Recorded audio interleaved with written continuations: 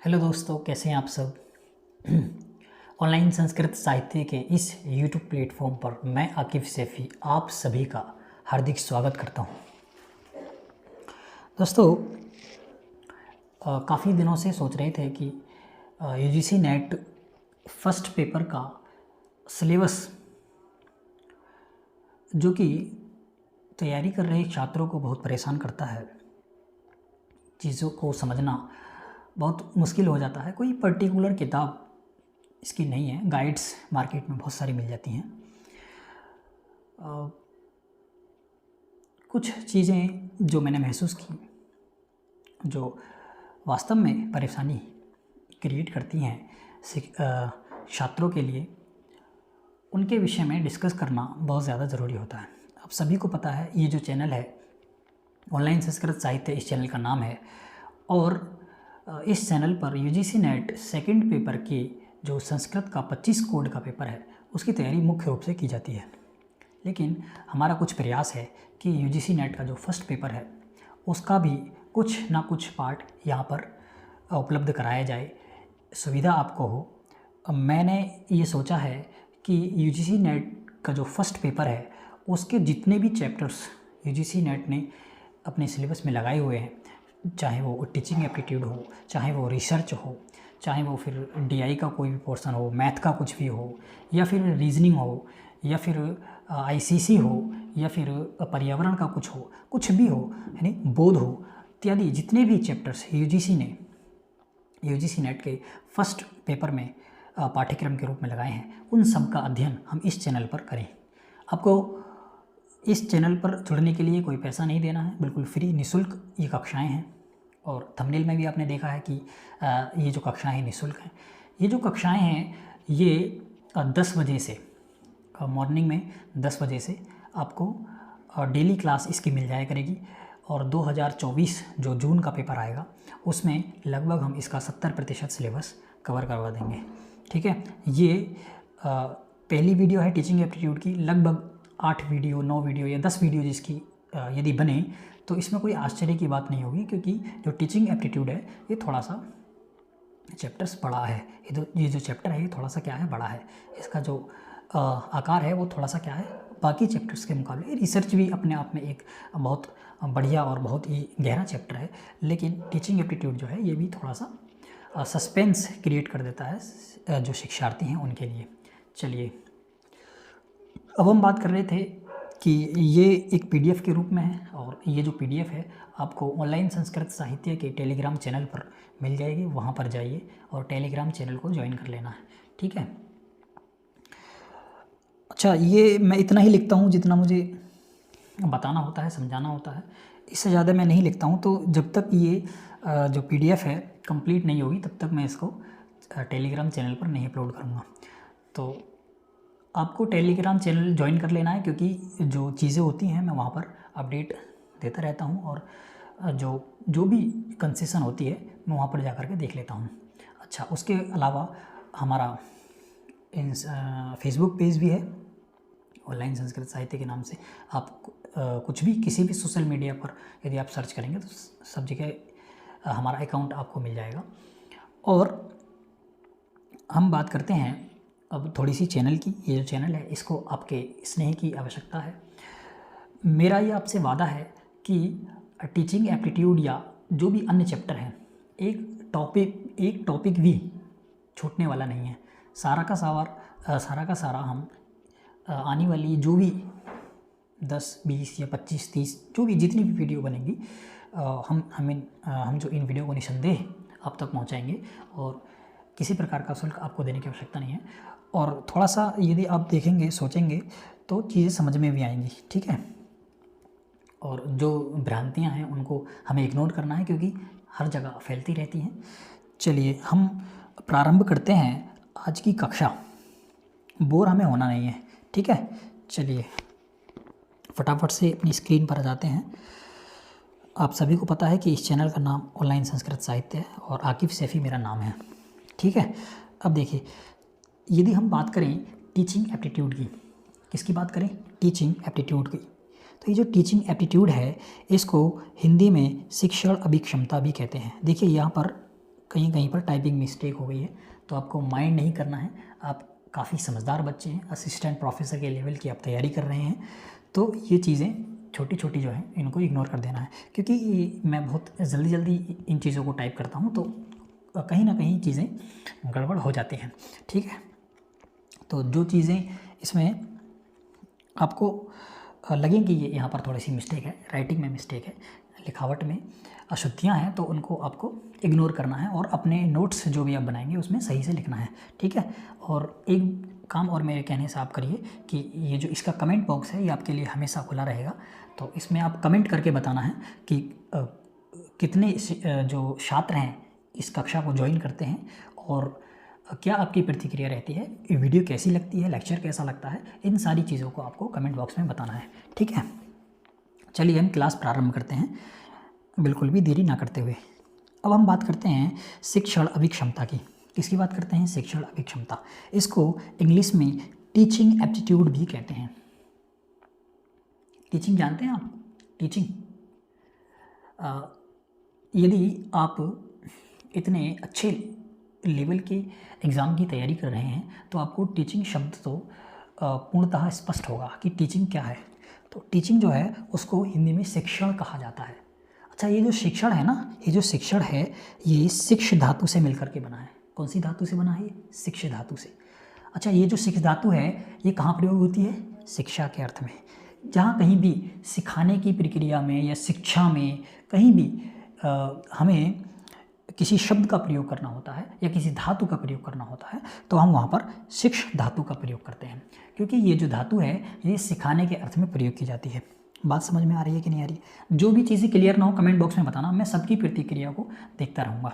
ठीक है। अच्छा, ये जो वीडियो है ये रिकॉर्डेड फॉर्म में आपको मिलेगी, ये लाइव नहीं मिलेगी, क्योंकि अभी हमारे पास जो सोर्स हैं उनकी थोड़ी सी कमी है, लेकिन धीरे धीरे हम इनको डेवलप कर लेंगे। लेकिन मेरा मानना ये है कि यदि आप लाइव वीडियो नहीं देखते हैं तो आपके लिए बेनिफिट है। लाइव वीडियो से ज़्यादा मैं रिकॉर्डेड वीडियो पर विश्वास करता हूँ, क्योंकि रिकॉर्डेड वीडियो जो होती हैं ये इनको हम क्या करते हैं, थोड़ा सा इसमें हमें सहूलियत होती है कि यदि हमें चीज़ें समझ में नहीं आ रही हैं तो हम वीडियो को पॉज कर सकते हैं, वीडियो को पीछे कर सकते हैं, आगे कर सकते हैं। और एक चीज़ें यहाँ पर होती हैं कि लाइव जो चलता है उसमें थोड़ा सा कमेंट वगैरह होते रहते हैं, लेकिन आप निश्चिंत रहिए, जो भी आपका डाउट होगा वो कमेंट के माध्यम से आप बता दीजिए। मैं एक एक कमेंट देखता हूँ, सबके कमेंट पढ़ता हूँ और सबकी समस्या का समाधान भी करता हूँ। ठीक है। तो ये जो रिकॉर्डेड वीडियो है और लाइव वीडियो जो होती हैं उनके मुकाबले में मैं समझता हूँ कि ये जो रिकॉर्डेड वीडियो हैं ये ज़्यादा सही हैं। और जब भी आप मेरी वीडियो पर आते हैं तो मैं हमेशा आपसे एक बार ज़रूर कहता हूँ कि ये जो वीडियो यदि आप देख रहे हैं तो इसकी स्पीड को हमें थोड़ा सा क्या करना है, बढ़ा लेना है, ताकि चीज़ों को हम जल्दी से ख़त्म कर पाएँ। लाइव वीडियो में हमें ये फीचर नहीं मिलता है। ठीक है। तो लाइव और रिकॉर्डेड वीडियो का थोड़ा सा एक अलग है। चलिए उसको हम साइड में करते हैं, हम अपने टॉपिक पर आते हैं। सबसे पहले हम बात कर रहे थे शिक्षण अभिक्षमता की, बीच में व्यवधान आ गया था, कोई बात नहीं, सबको हमें देखना है। चलिए हम बात कर रहे थे शिक्षण अभिक्षमता की। किसकी बात कर रहे थे? शिक्षण अभिक्षमता की। इसको हम इंग्लिश में टीचिंग एप्टीट्यूड भी कहते हैं। और ये जो शिक्षण है ना, ये शिक्षण शिक्ष धातु से मिलकर के बना है। ये जो शिक्षण है शिक्ष धातु से मिलकर बना है। और ये जो शिक्ष धातु है इसका अर्थ सामान्य रूप से सीखने के अर्थ में प्रयोग किया जाता है। सामान्य रूप से किसके अर्थ में प्रयोग किया जाता है? सीखने के अर्थ में, यानी लर्निंग में। किसमें? LEARNING, किसमें किया जाता है? लर्निंग में किया जाता है। ठीक है, स्पष्ट हो गया होगा। चलिए आगे बढ़ते हैं। अब हम बात करते हैं अभिक्षमता की। किसकी? अभिक्षमता की। देखिए यहाँ पर टाइपिंग मिस्टेक है। चलिए अभिक्षमता की बात करते हैं। ये जो अभिक्षमता है ये भी दो शब्दों से मिलकर बना है। एक है अभि, दूसरा है क्षमता। ठीक है, अभि और क्षमता। यदि हम इसका अर्थ देखें अभिक्षमता का, तो इसका अर्थ होता है सामान्य रूप से उन्मुखीकरण। उन्मुखी जानते हैं आप? उन्मुखी कहते हैं किसी भी विषय वस्तु की तरफ मुख करना। अपने मुख को कहाँ पर करना? किसी विषय वस्तु की तरफ अपने मुख को करना, उसको क्या कहते हैं? उन्मुखीकरण कहते हैं। और इसी उन्मुखीकरण को अभिक्षमता भी कहते हैं, और इसी अभिक्षमता को अभिरुचि भी कहते हैं। ठीक है, क्लियर है, स्पष्ट है कि नहीं है। चलिए, अभिरुचि भी जानते हैं ना आप, अभिरुचि भी इसी को कहते हैं, किसी भी विषय वस्तु की तरफ आपका आकर्षण, आपका मुख, उन्मुख, ठीक है ना, उसी वस्तु की तरफ आपका क्या, उन्मुख, मुख होना, ठीक है। चलिए, अब इसका हम अर्थ देख लेते हैं, एक बार परिभाषा देख लेते हैं। चलिए, परिभाषा किसकी देख रहे हैं हम, शिक्षण अभिक्षमता की। ये परिभाषा किसकी है, शिक्षण अभिक्षमता की है।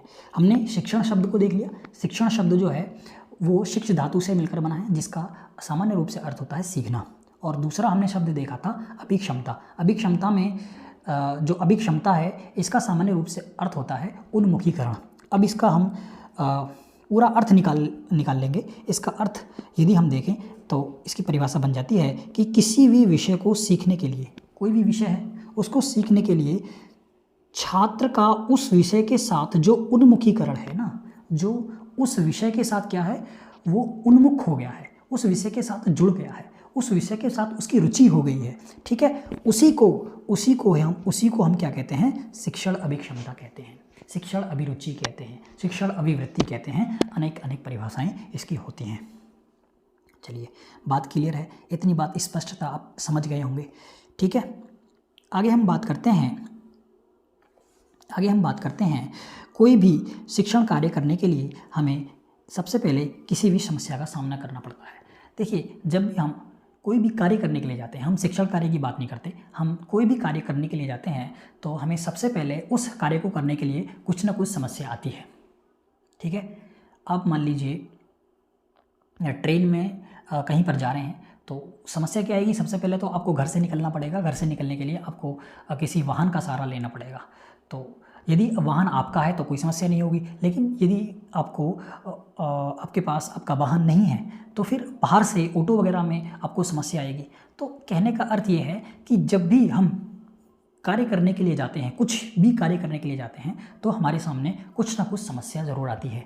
तो ठीक उसी प्रकार से जब हम शिक्षण कार्य करने के लिए जाते हैं, पढ़ाने के लिए जाते हैं, शिक्षित होने के लिए जाते हैं या शिक्षा देने के लिए जाते हैं तो उसमें क्या होता है, उसमें सबसे पहले समस्या आती है।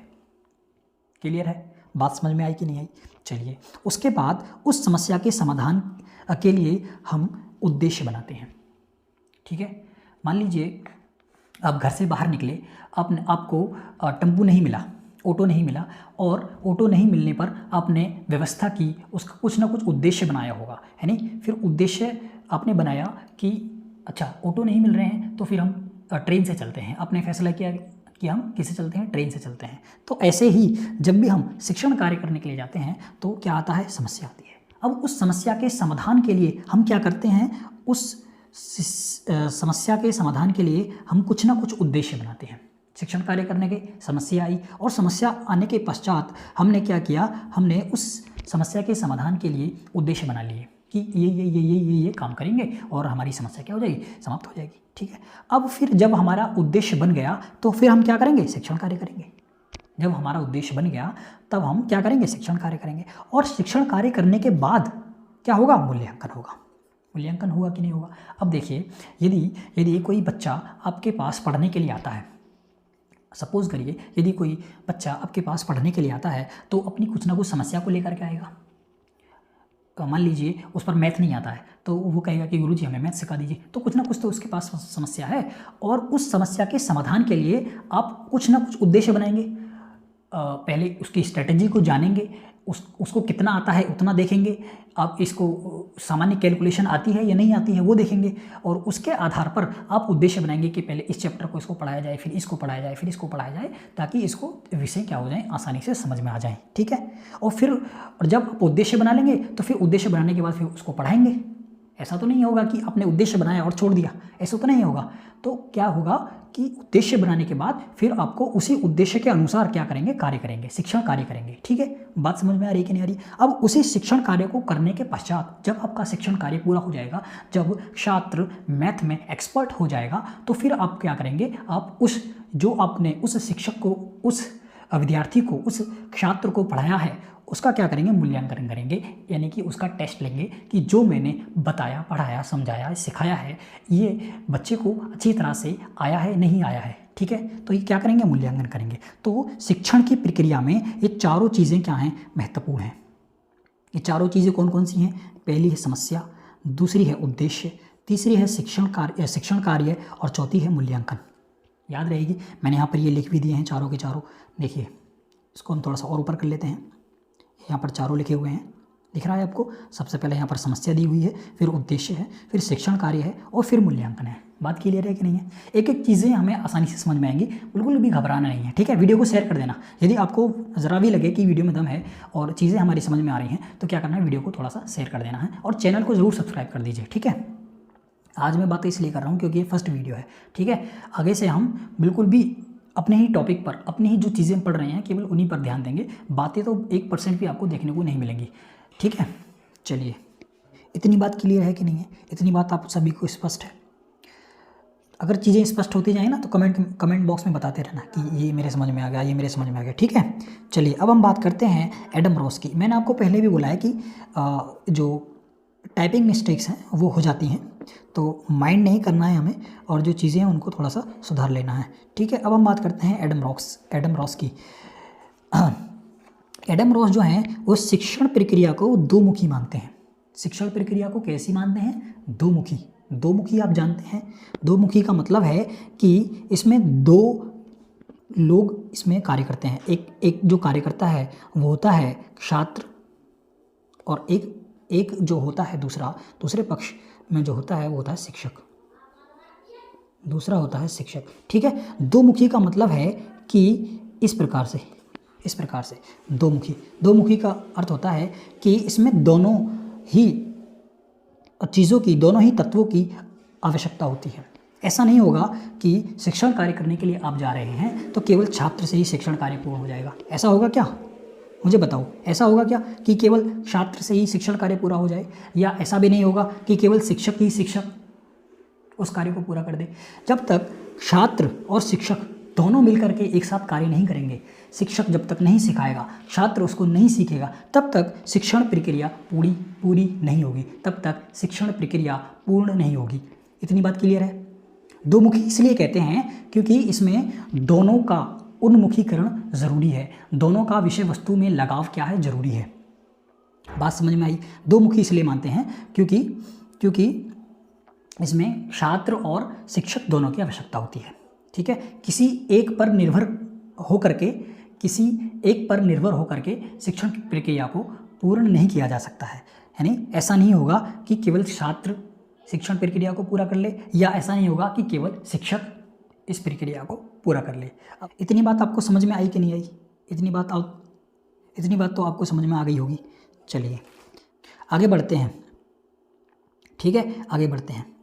अब हम बात करते हैं शिक्षण प्रक्रिया में शिक्षण का उद्देश्य।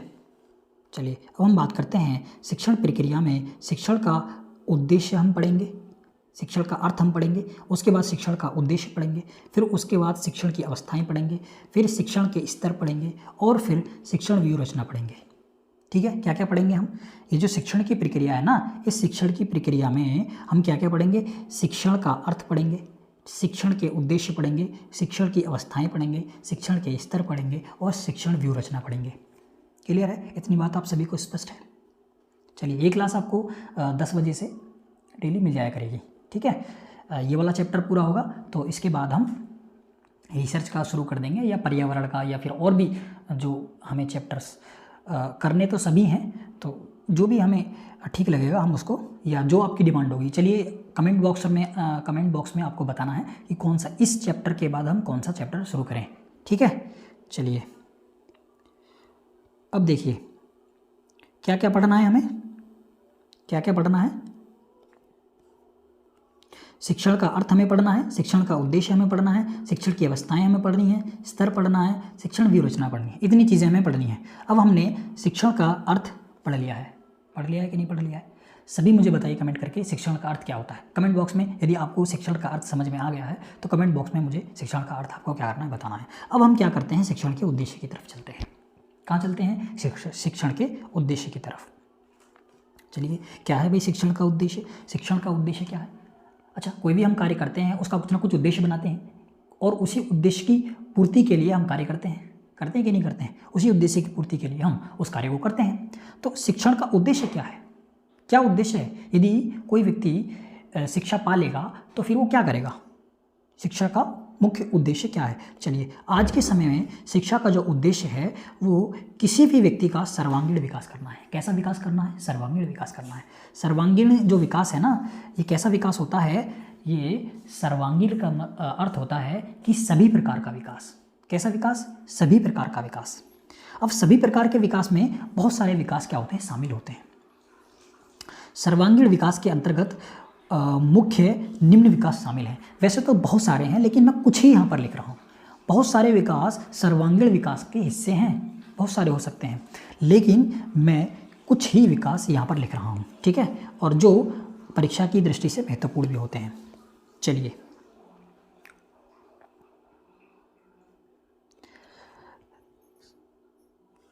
देखिए यहाँ पर इनका कोई क्रम नहीं है, मैंने ऐसे ही नंबर डाल दिए हैं कि पहला शारीरिक विकास है, दूसरा मानसिक विकास है, तीसरा सामाजिक विकास है, सांवेगिक है, फिर नैतिक है, चारित्रिक है और फिर भाषाई विकास है। ये क्या हुआ? चलिए, हम आ गए हैं शिक्षण के जो विकास हैं। देखिए, शिक्षण के विकास में मुख्य रूप से जो शामिल हैं वो निम्न हैं।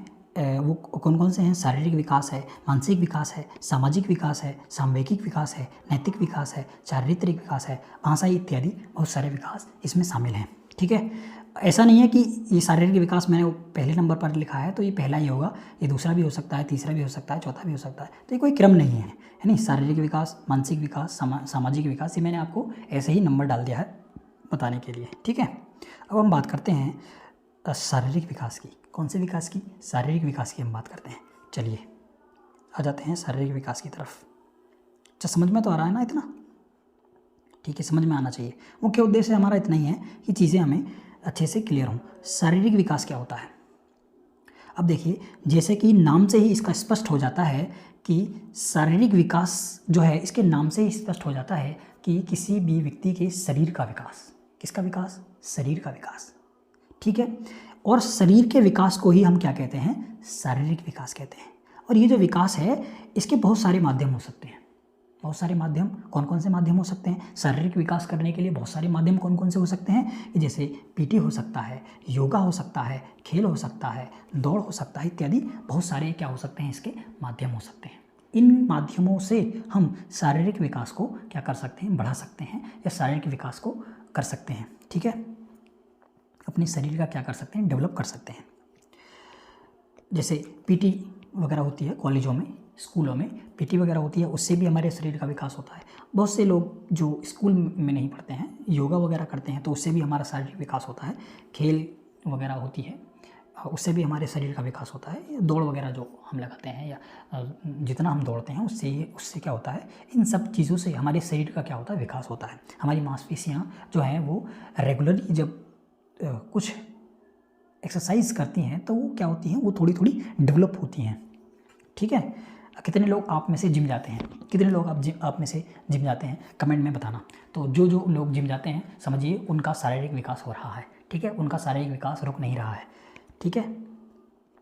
चलिए, अब हम बात करते हैं शारीरिक विकास। आपको स्पष्ट हो गया कि नहीं हो गया? शारीरिक विकास देखिए, बताने की इतनी कोई आवश्यकता नहीं है, नाम से ही हमें चीज़ों के अर्थों को समझना है। शारीरिक विकास का अर्थ है कि शरीर का विकास। अब शरीर का विकास हम चाहे खेल के माध्यम से करें, दौड़ के माध्यम से करें, या कुछ अन्य प्रतिक्रियाओं के माध्यम से करें। बहुत से लोग जिम भी जाते हैं, तो मैंने इसीलिए पूछा था कि आप में से कितने लोग जिम जाते हैं, तो मुझे कमेंट बॉक्स में बताना है, ठीक है। उसके बाद बात करते हैं हम मानसिक विकास की। किसकी बात करते हैं? मानसिक विकास की। चलिए, बार बार गड़बड़ा जाता है, कोई बात नहीं, हम बात करते हैं किसकी? मानसिक विकास की। मानसिक विकास जो है ना, इसके अंतर्गत क्या क्या आता है? हमारी बुद्धि आती है, हमारा व्यक्तित्व आता है, और लर्निंग, अधिगम आता है, ठीक है। बुद्धि आती है, व्यक्तित्व आता है, और अधिगम, लर्निंग आती है। बुद्धि को हम इंटेलिजेंस कहते हैं इंग्लिश में, व्यक्तित्व को हम पर्सनैलिटी कहते हैं, और अधिगम को हम लर्निंग कहते हैं। तीनों चीज़ें क्लियर हैं, ठीक है। मानसिक विकास के अंदर बुद्धि का विकास होता है, हमारे व्यक्तित्व का विकास होता है, पर्सनैलिटी का विकास होता है, और तीसरा लर्निंग यानी कि जो हम सीखते हैं उसका विकास होता है। बात क्लियर है? मानसिक विकास से ही तो होंगे ये सारी चीज़ें, थोड़ा सी आप बुद्धि लगाइए, यदि व्यक्ति में बुद्धि नहीं होगी तो क्या उसका मानसिक विकास हो जाएगा? मान लीजिए बहुत से बच्चे ऐसे होते हैं जो जिनकी बुद्धि लब्धि बहुत कम होती है, जो जिनका IQ लेवल बहुत कम होता है, जो चीज़ों को बहुत कम समझते हैं, तो क्या उनका जो मानसिक विकास है क्या वो इतने अच्छे स्तर पर पहुंच पाएगा? क्या उनका मानसिक विकास हो पाएगा? यदि बुद्धि उनमें कम होगी तो क्या मानसिक विकास हो पाएगा? नहीं हो पाएगा, रुक जाएगा, है नहीं। और व्यक्तित्व, पर्सनैलिटी, ये सारी चीज़ें मानसिक विकास के क्या हैं, हिस्सा हैं। बुद्धि हुआ, व्यक्तित्व हुआ या अधिगम हुआ, ठीक है, ये सारे के सारे विकास किसके अंतर्गत आते हैं? मानसिक विकास के अंतर्गत आते हैं, ठीक है। अब हम बात करते हैं किसकी? अच्छा, एक चीज़ और छूट गई, यहाँ पर देख लेते हैं इसको भी। इसमें लिखा हुआ है, चलिए, इसमें लिखा हुआ है कि जब बच्चा छोटा होता है तो उसे सही गलत, उचित अनुचित विषयों का ज्ञान नहीं होता है, ठीक है। मानसिक विकास का जो कार्य है वो मुख्य रूप से क्या है कि सही गलत की पहचान करवाना, ठीक है। जो छोटे बच्चे होते हैं वो सांप को पकड़ लेंगे, यदि उनके सामने सर्प आ जाए तो सर्प को पकड़ लेंगे। उनको नहीं पता है कि ये क्या है, सर्प, ये काट लेगा, ये नुकसान दे सकता है हमें, या कुछ हमारा बुरा कर सकता है। तो क्या उन बच्चों का मानसिक विकास है नहीं? तो उचित अनुचित, क्या उचित है, क्या अनुचित है, क्या सही है, क्या गलत है, इन सारी चीज़ों का ज्ञात करना, इन सारी चीज़ों का ज्ञान कराना, ये सब मानसिक विकास का ही क्या है, एक पार्ट है। मानसिक विकास के अंतर्गत इन सारी चीज़ों का क्या करा जाता है, ज्ञान कराया जाता है। भाई सही क्या है, गलत क्या है। जब हमारे माता पिता हमें बताते हैं कि भाई ऐसा ऐसा मत करना, इससे आपका ये बुरा हो जाएगा, तो ये जो चीज़ें हैं ना, ये सारी चीज़ें क्या आती हैं, मानसिक विकास के अंतर्गत आती हैं। और मानसिक विकास ज़रूरी नहीं है कि आपको शिक्षण संस्थानों के माध्यम से ही मिलेगा। मानसिक विकास तो आपका माता पिता भी करते हैं, या समाज में भी आपका मानसिक विकास होता है। चीज़ों को देख देख कर हम देखते हैं कि भाई अच्छा ये चीज़ ऐसी है, इससे ये काम हो जाता है, अच्छा ये काम गलत है। बहुत से बच्चे ऐसे होते हैं जो पुलिस से डरते हैं, चोर को चोर होते हैं उनको जो पुलिस है वो पकड़ कर लेके जाती है, तो जो बच्चे देखते हैं ना उनको, तो उनको समझ में आता है कि इनको पकड़ कर लेके जा रही है तो इनके साथ कुछ गलत होगा। और ये चीज़ें फिर वो अपने माँ बाप से भी पूछते हैं कि ऐसे कुछ लोग उसको पकड़ के लेकर के तो क्या हुआ होगा। तो माता पिता जो है वो समझाते हैं कि भाई वो जो बुरे लोग हैं, चोरी करते हैं, और ये पुलिस है जो इसको गिरफ्तार कर रही है। तो उनका वहाँ से भी जो डेवलप हो रहा है ना, वो जो मानसिक विकास डेवलप हो रहा है, सारे के सारे मानसिक विकास होते हैं। बात आपको क्लियर है कि नहीं है? चीज़ों को समझना ज़्यादा महत्वपूर्ण है, ठीक है। विषय वस्तु को इसलिए बीच में लाया जाता है, एग्जाम्पल्स को इसलिए बीच में लाया जाता है ताकि चीज़ों को हम अच्छे से क्लियर कर पाएँ, ठीक है। और वही हमारा क्या होना चाहिए, मोटिव होना चाहिए, ठीक है। अब हम बात करते हैं सामाजिक विकास की। किसकी बात करते हैं? सामाजिक विकास की। ये कैसा विकास है? ये वो प्रक्रिया है जिसके माध्यम से बच्चे अपने समाज और उसके भीतर कार्य करने के उचित तरीकों के बारे में सीखते हैं। बात क्लियर है? और यह एक ऐसी प्रक्रिया है जिसके माध्यम से व्यवहार और दृष्टिकोण सीखे जाते हैं। उदाहरण के लिए आप ले सकते हैं कि कोई बच्चा है, वो वैद्य की कला को सीखने के लिए किसी के पास जाता है, ठीक है। वैद्य कला को सीखने के लिए किसी के पास जाता है और वो पूरी वैद्य कला को सीख लेता है। पूरी वैद्य कला को क्या कर लेता है? सीख लेता है। और उसके बाद वो समाज के लोगों का क्या करता है? उपचार करता है, ठीक है। उसके बाद वो क्या करता है? समाज के लोगों का क्या करता है? उपचार करता है। और उपचार करने से समाज में जो प्रभाव पड़ता है, ठीक है, और उस व्यक्ति का समाज में जो योगदान है वही सामाजिक विकास कहा जाता है। उसी से क्या होता है? समाज का विकास होता है, ठीक है। इतनी बात क्लियर है? समाज का विकास करना, जो समाज में चीज़ें हैं, जिन चीज़ों का अभाव है, उन विषयों पर कार्य करना, ठीक है, सामाजिक विकास के क्या होते हैं? हिस्से होते हैं। बात क्लियर है कि नहीं है? जो चीज़ें समाज में नहीं हैं, मान लीजिए एक गांव है, वहाँ पर बिजली की क्या है? कमी है, और वहाँ पर कुछ ऐसी सुविधा नहीं है कि वहाँ पर अच्छी तरह से बिजली नहीं मिल पाती है। तो एक गांव से ही निकला हुआ कोई व्यक्ति किसी बाहर शहर में जाता है, वहाँ पर बिजली वगैरह के बारे में जानकारी लेता है, कैसे प्रोड्यूस होती है, कैसे निकलती है, क्या इसका प्रोसेस होता है, उसको सीख करके आता है और उसी प्रक्रिया को अपने गाँव में नदी वगैरह पर बांध बना करके बिजली को बना देता है। तो ये क्या हुआ, उस पूरे गांव का क्या हुआ, विकास हुआ। उसी प्रकार से ये तो एक छोटे स्तर पर हुआ, लेकिन जब हम पूरे समाज के लिए इन कार्यों को करते हैं, ऐसे कार्यों को जब हम किसी समाज के लिए करते हैं तो ये क्या हो जाता है, सामाजिक विकास हो जाता है। बात क्लियर है कि नहीं है? बात तो स्पष्ट हो गई होगी। चलिए उसके बाद हम बात करते हैं सामवेगिक विकास की। किसकी बात करते हैं? सामवेगिक विकास की। इसको हम कहते हैं इंग्लिश में डेवलपमेंट। कौन सा? इमोशनल डेवलपमेंट इसे कहते हैं। आंग्ल भाषा कहते हैं इंग्लिश में, अंग्रेजी भाषा में। अंग्रेजी भाषा में इसको क्या कहा जाता है? इमोशनल डेवलपमेंट कहा जाता है। ठीक है, सामवेगिक विकास। जो चीज़ें हिंदी में थोड़ी सी टफ लगती हैं, यदि हम उन्हीं शब्दों को, उन्हीं चीज़ों को इंग्लिश में देख लेते हैं, सुन लेते हैं, पढ़ लेते हैं, समझ लेते हैं, तो हमें चीज़ें आसान लगने लगती हैं, क्योंकि ये वो चीज़ें होती हैं जो हम रोज़मर्रा की ज़िंदगी में यूज़ करते हैं। जैसे इमोशनल शब्द है। अब बहुत से लोग नहीं जानते होंगे सामवेगिक क्या है, क्योंकि हम इसका इस्तेमाल नहीं करते हैं। ज़्यादातर अपनी शब्दावली में हम इमोशनल का ही इस्तेमाल करते हैं। आज की जो जनरेशन है वो इमोशनल, चाहे वो छोटा बच्चा हो, बड़ा हो, कुछ भी हो, तो वो ज़्यादातर अपने शब्दों में इन्हीं वर्णों का, इन्हीं शब्दों का इस्तेमाल करता है। वो सामवेगिक को थोड़ा कम इस्तेमाल करता है। जो थोड़े से पढ़ जाते हैं, उनका जो स्तर है वो थोड़ा सा उच्च लेवल का हो जाता है और हिंदी को थोड़ा सा गहराई से समझते हैं, तो वो फिर हिंदी के अल्फाजों को बहुत अच्छी तरह से स्पष्ट रूप से बोल पाते हैं। लेकिन कहने का अर्थ ये है कि हम जो भाषा बोलते हैं वो इंग्लिश बोलते हैं। इंग्लिश का अर्थ ये है कि हिंदी भी और इंग्लिश भी मिक्स करके बोलते हैं। तो जो चीज़ें हमें हिंदी में अच्छी तरह से नहीं समझ में आती हैं वो हमें इंग्लिश में समझ में आ जाती हैं, और जो चीज़ें हमें इंग्लिश में थोड़ी सी कन्फ्यूज़ करती हैं, यदि हम उनका हिंदी वर्जन देख लेते हैं तो चीज़ें हमारे थोड़ा जल्दी समझ में आ जाती हैं। बात समझ में आई कि नहीं आई? अच्छा, इसको हम क्या कहते हैं? इमोशनल भी कहते हैं। अच्छा, आप में से बताइए कितने लोग इमोशनल हैं? कितने लोग इमोशनल हैं? इमोशनल जानते हैं किसे कहते हैं? इमोशनल कहते हैं फीलिंग। फीलिंग तो आप सभी जानते हैं। अच्छा, ये जो जनरेशन है ना, फीलिंग तो सब जानते हैं। ठीक है, वो किस स्तर पर जानते हैं वो उनकी समझ है, लेकिन जो फीलिंग है ना उसको तो सभी जानते हैं किसे कहते हैं। अब हम इसको थोड़ा सा एक एग्जाम्पल की मदद से समझते हैं कि जब बच्चा छोटा होता है तो उसके इमोशनल पर उसका नियंत्रण नहीं होता है।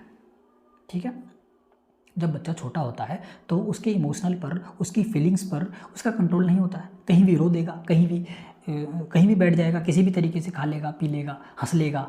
ठीक है, ऐसा वो क्यों करता है? क्योंकि अभी तक उसका सामवेगिक इमोशनल विकास नहीं हुआ है।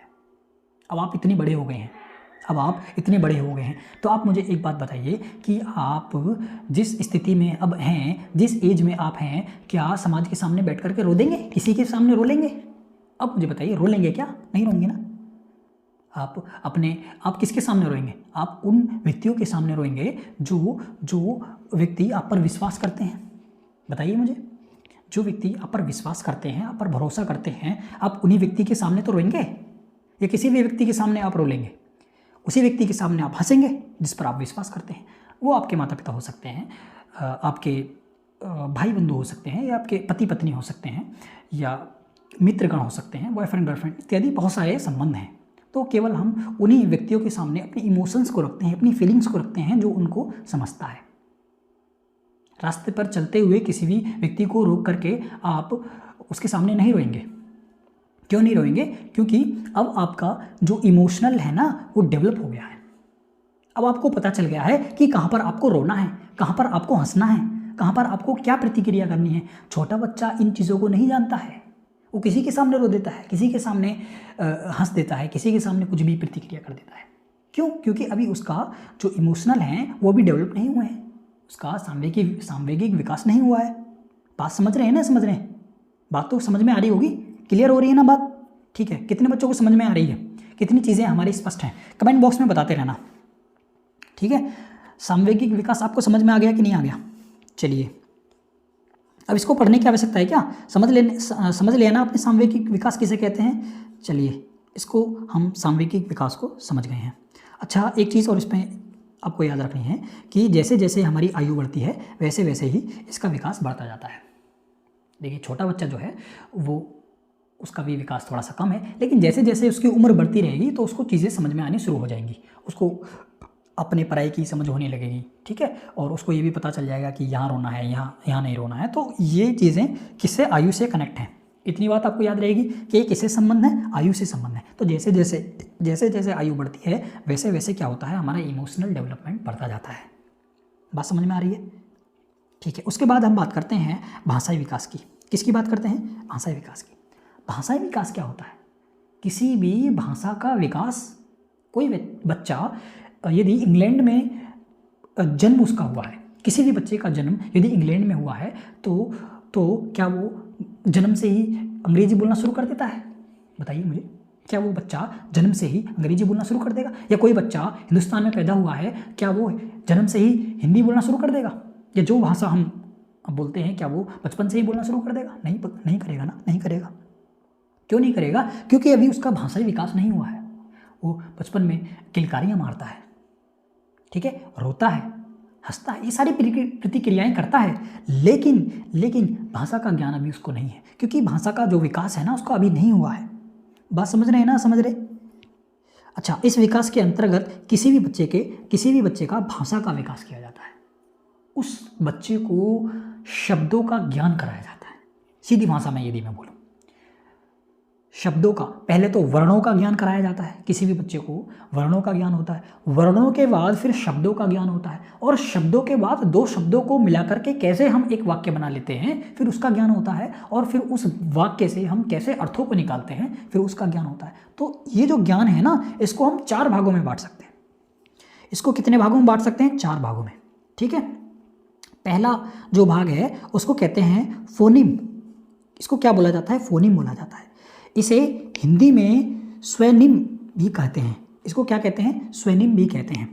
अच्छा, किसी भाषा या बोली में स्वनिम जो है, जिसको फोनिम कहा जाता है, इंग्लिश में उच्चरित ध्वनियों की सबसे छोटी इकाई है। ये क्या है? मैंने अभी आपको बताया कि जब बच्चा छोटा होता है तो पहले उसको स्वरों का ज्ञान कराया जाता है, अक्षरों का ज्ञान कराया जाता है। ये आ है, ये ई है, ये ऊ है, ये री है, क है, ख है, ग है, ग है, घ इत्यादि। किनका? छोटी छोटी ध्वनियों की सबसे छोटी इकाइयों का ज्ञान कराया जाता है, ठीक है। इतनी बात आपको समझ में आई कि नहीं आई? चलिए, उसके बाद हम बात करते हैं, उसके बाद दूसरा जो चरण है या दूसरा जो स्टेप है उसकी हम बात करते हैं। उसको कहते हैं मॉर्फेम। उसको क्या बोलते हैं? मॉर्फेम। अच्छा, ये टाइपिंग मिस्टेक हो गई है क्या?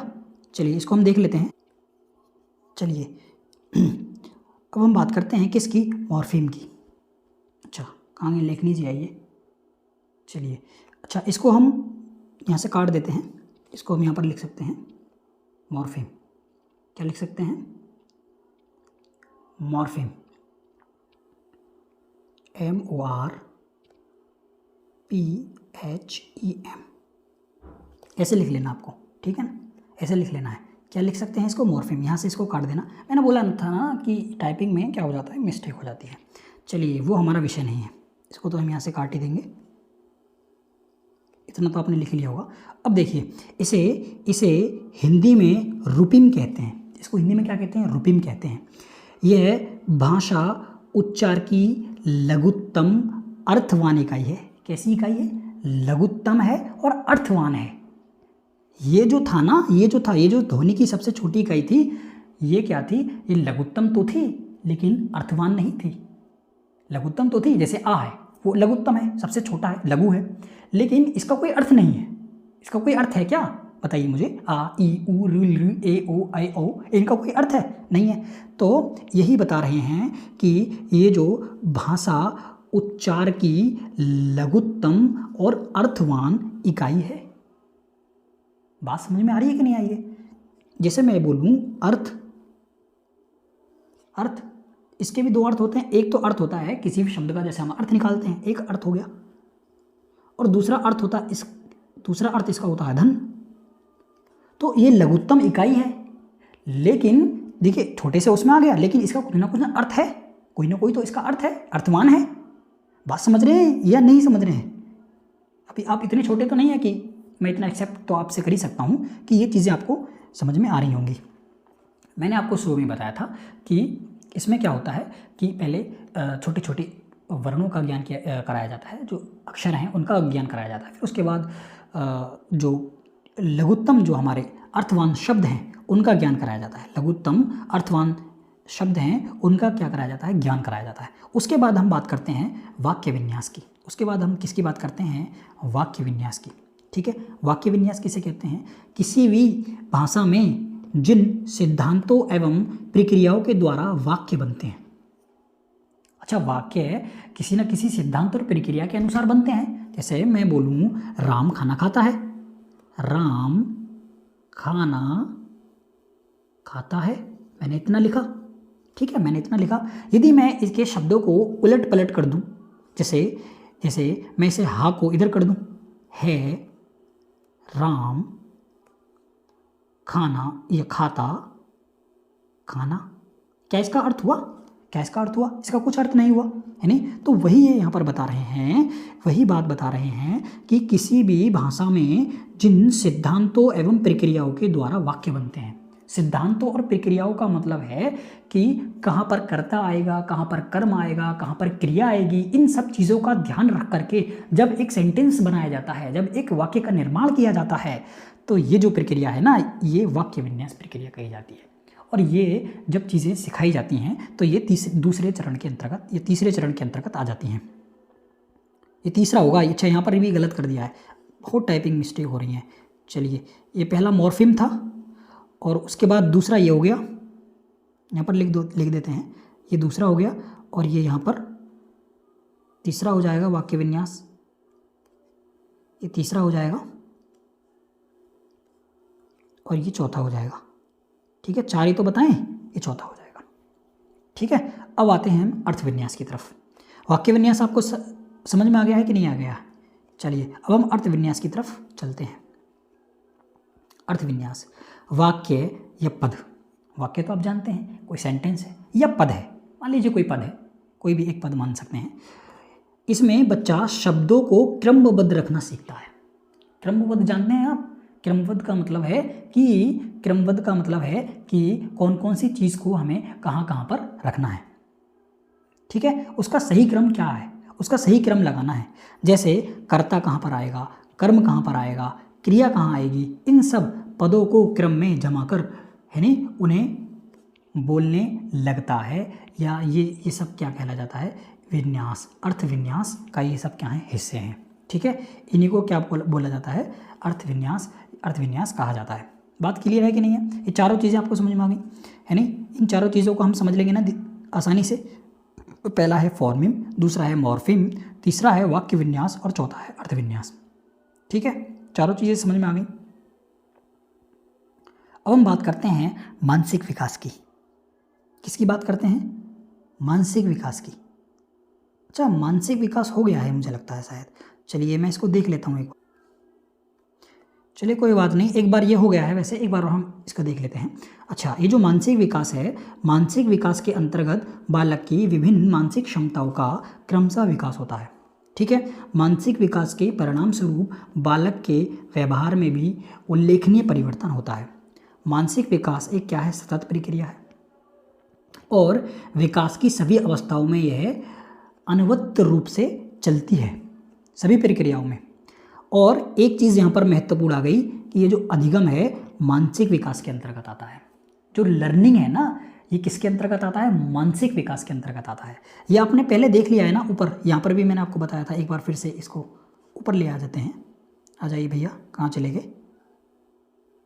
मानसिक विकास कहाँ गया? ये सामाजिक है, ये रहा मानसिक आ गया। ये तीन चीज़ें आई थी ना यहाँ पर, ये तीन चीज़ें आई थी। पहली बुद्धि आई थी, दूसरी व्यक्तित्व आया था और तीसरा अधिगम आया था। तो मानसिक विकास के अंतर्गत ही तो आई ये तीनों चीज़ें। तो अब बात करते हैं हम किसकी, मानसिक विकास के अंतर्गत अधिगम की। किसकी बात करेंगे? मानसिक विकास के अंतर्गत आने वाले अधिगम की बात करेंगे। क्योंकि ये जो अधिगम है ना, ये अभी हमें पता नहीं है अधिगम किसे कहते हैं। हमने बुद्धि को तो जान लिया, उसके बाद हमने व्यक्तित्व, पर्सनैलिटी भी सभी जानते हैं लगभग, लेकिन अधिगम जो है ना, ये शब्द ये थोड़ा सा हमें क्या करता है, परेशान करता है। तो इसी को ले लेंगे अब। ठीक है, बहुत ही सिस्टमेटिकली तरीके से इस पीडीएफ को बनाया गया है, काफ़ी मेहनत लगी है। ठीक है, इसीलिए हम कहते हैं वीडियो को लाइक कर देना है। अब हम बात करते हैं किसकी, अधिगम की। अधिगम कहाँ गया? अधिगम, ठीक है, अब हम बात करते हैं अधिगम की। किसकी बात करते हैं? अधिगम की। ये जो अधिगम है इसे इंग्लिश में लर्निंग कहते हैं। सभी को पता है, ऊपर भी हम इसकी चर्चा कर चुके हैं कि ये जो अधिगम है इसको क्या बोला जाता है? लर्निंग बोला जाता है। लर्निंग जो है वो सीखने के अर्थ में प्रयोग किया जाता है। इंग्लिश में जो लर्निंग है वो सीखने के अर्थ में प्रयोग किया जाता है, आप सभी को पता है। लेकिन अधिगम सीखने और सिखाने दोनों की प्रक्रिया है। अधिगम के अंतर्गत सीखना भी होता है और सिखाना भी होता है। किसी व्यक्ति को सीखना है, किसी को सिखाना है, और किसी को सीखना है या सिखाना है, दोनों को हम क्या कहते हैं? अधिगम कहते हैं। बात समझ में आई नहीं आई? ठीक है, वीडियो काफ़ी लंबी हो गई है तो मुझे आज यहीं पर स्टॉप करना होगा। इसके बाद अगली कक्षा में हम फिर यहीं से अधिगम से इसका क्या करेंगे? प्रारंभ करेंगे। ठीक है, यदि आपको वीडियो अच्छी लगी है तो वीडियो को लाइक कर देना है, शेयर कर देना है और चैनल को सब्सक्राइब करके ज़रूर जाना है। ठीक है, ताकि मुझे प्रोत्साहन मिले कि मैं आगे वीडियो बनाऊं। यदि देखिए मुझे कोई भी आपका रिस्पांस नहीं मिलेगा, कोई भी रिस्पांस यदि मुझे नहीं मिलेगा तो मैं संभवतः वीडियो ना बनाऊं। लेकिन यदि आपका साथ मुझे मिलता रहा, संभवतः आपका साथ मुझे मिलता रहा तो संभवतः हम इस प्रक्रिया को, ये जो हमने शुरू की है, इसको अंत तक लेकर के जाएंगे। इसमें सारा का सारा सहयोग आपका है। यदि आप चाहोगे तो आगे बढ़ेगी, नहीं चाहोगे तो नहीं बढ़ेगी, ये आपके ऊपर है। ठीक है, चलिए तब तक के लिए धन्यवाद। आपसे मिलते हैं अगली वीडियो में।